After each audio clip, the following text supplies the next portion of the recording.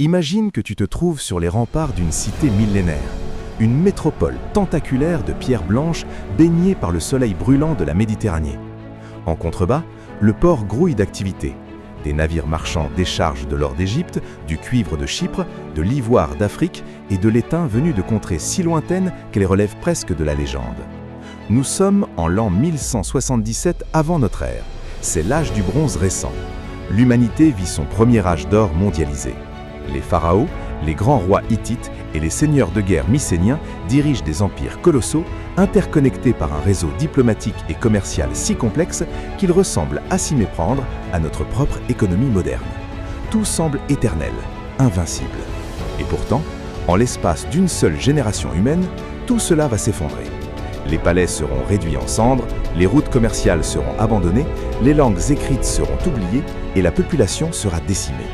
Une chute si brutale et absolue qu'il faudra des siècles à l'humanité pour s'en remettre. Mais qui ou quoi a pu détruire les civilisations les plus puissantes de l'Antiquité avec une telle férocité? Voici ce que l'histoire officielle ne te dit pas dans les manuels scolaires.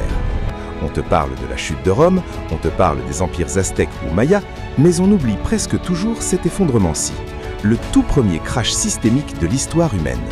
Pendant longtemps, les archéologues ont pointé du doigt un seul et unique coupable, une mystérieuse confédération de guerriers fantômes venus des mers, apparaissant de nulle part, massacrant tout sur leur passage avant de s'évaporer dans les brumes du temps. Mais la réalité est infiniment plus terrifiante qu'une simple invasion. La vérité cachée sous les cendres de ces cités antiques nous tend un miroir glaçant sur notre propre vulnérabilité aujourd'hui. Pour comprendre l'ampleur du désastre, il faut d'abord comprendre à quel point ce monde antique était avancé. Écoute bien, car ce qui s'est passé il y a plus de 3000 ans est troublant de familiarité.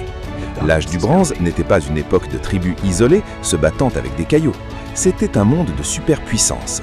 L'Égypte de Ramsès II, l'empire hittite qui s'étendait sur l'actuelle Turquie et la Syrie, les Mycéniens en Grèce, les Assyriens et les Babyloniens en Mésopotamie. Ces empires ne se contentaient pas de faire de la guerre, ils faisaient surtout des affaires. Leurs rois s'appelaient frères dans leur correspondance diplomatique gravée sur des tablettes d'argile comme celles retrouvées à Amarna en Égypte. Ils s'échangeaient des princesses, de l'or, des chevaux de course et surtout les matériaux nécessaires à leur survie technologique. Voici ce que peu de gens savent. Le bronze, le matériau qui donne le nom à cette époque, qui servait à forger les armes, les armures et les outils agricoles, est un alliage. Il nécessite 90% de cuivre et 10% d'étain. Si le cuivre était relativement abondant, notamment sur l'île de Chypre, l'étain, lui, était extrêmement rare. Il fallait l'importer de régions aussi lointaines que l'actuel Afghanistan ou peut-être